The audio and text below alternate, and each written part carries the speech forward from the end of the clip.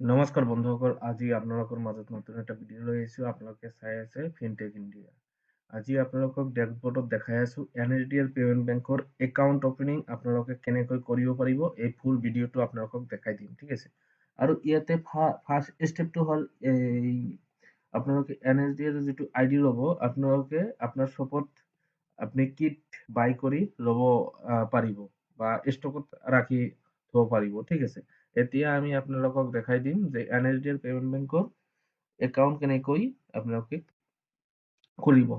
New এপ্লিকেশ্যনটো এইটো click কৰিব লাগিব আৰু এপ্লিকেশ্যন কিমানটা কৰিলে, একাউণ্ট অপেনিং কিমানটা কৰিলে ইয়াতে আপোনালোকে গম পাব, ঠিক আছে।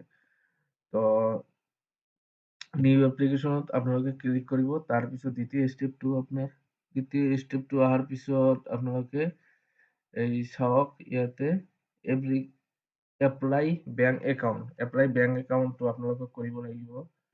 তাৰপিছত ইয়াতে কাষ্টমাৰৰ নাম এক নম্বৰত এইখন আপোনালোকে ট্ৰেইনিং আপোনালোকে পাই যাব, ঠিক আছে।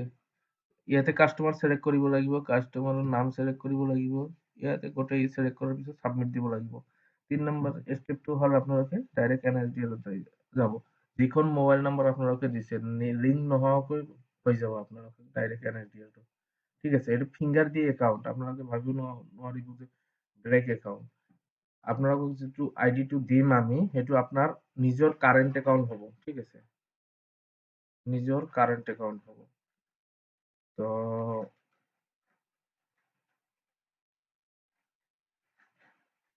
এতিয়া আপোনালোকে 4 নম্বৰ ষ্টেপত OTPটো দিব লাগিব।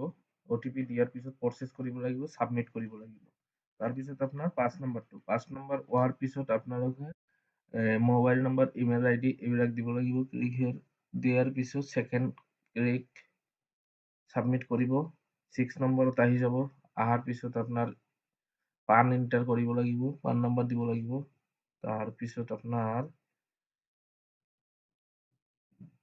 7 নম্বৰত eKYC কৰিব লাগিব। আপোনাৰ বায়োমেট্ৰিক দি eKYC কৰিব লাগিব, ঠিক আছে।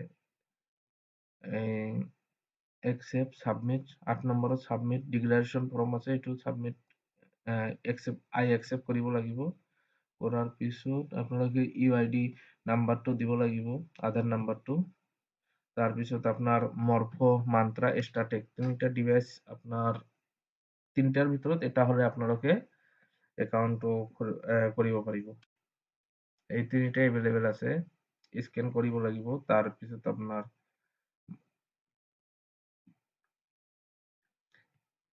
তাৰপিছত আপোনাৰ কেমেৰা ক্লিক কৰিব লাগিব। কেমেৰা ক্লিক কৰাৰ পিছত আপোনাৰ ফেচটো আহি যাব। এই আপুনি ফটোটো মাৰিব কাষ্টমাৰৰ, মাৰাৰ পিছত আপোনাৰ এনেকুৱা চিষ্টেমটো আহি যাব। নেক্সট কৰাৰ পিছত আপোনালোকে গোটেই নেক্সট কৰিব লাগিব।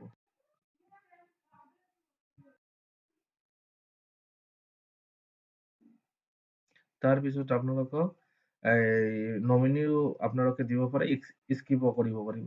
আপোনালোকে দি দিব নমিনীটো, ঠিক আছে, একাউণ্টৰ নমিনী। তো তাৰপিছত আপোনাৰ 17 নম্বৰ এইটো process two account monthly average balance zero', এইটো নালাগে আপোনাৰ, ঠিক আছে। জিৰ' বেলেঞ্চৰ একাউণ্ট স্কিপ নেক্সট কৰি দিব ডাইৰেক্টলি। সাইন কৰিব। সাইন কৰাৰ পিছত UID NSDL যাব। চাওক আপোনালোকে ইয়েছ কৰি দিব। একাউণ্ট ওপেনিং ডিফাৰেন্স কিট যদি থাকে কিটটো দিব, নাথাকিলে আপোনালোকে নিদিব, ঠিক আছে। স্কিপ কৰি দিব। আপনাৰ একাউন্ট হৈ গ'ল, ঠিক আছে।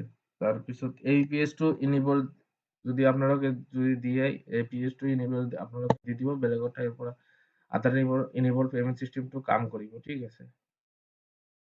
ইনেবল এইটো কৰি দিব। নেক্সট কৰিব, আপনাৰ একাউণ্টটো আহি যাব। ইয়াতে একাউণ্ট, এইটো আপোনালোকে ইয়াতে প্ৰিন্ট কৰি আপোনালোকে কাষ্টমাৰক দিব পাৰিব, ঠিক আছে।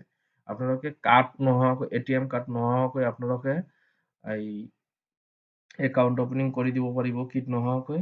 কিট থাকিলেও আপোনালোকে কৰি দিব পাৰিব, ঠিক আছে। আৰু লগে আপোনালোকে ফোন পে কৰিব পাৰিব। তো এইটো আপোনালোকৰ যদি NSDL ডাইৰেক্টটো যদি লাগে আপোনালোকক CSP2 তলত নাম্বাৰ থাকিব, সেইটো নাম্বাৰত কণ্টেক্ট কৰিলে আপোনালোকে NSDL CSP2 পাই যাব। আপোনালোকে এদিনতে পাই যাব, টেনশ্যন নাই, ঠিক আছে। আজি ডকুমেণ্টছ পঠাই দিলে আজি আপোনালোকক এই আইডিটো বনাই দিম আৰু ট্ৰেইনিং দি দিম, ঠিক আছে। আৰু আজি আপোনালোকক কাৰেণ্ট একাউণ্ট খোলাই দিম।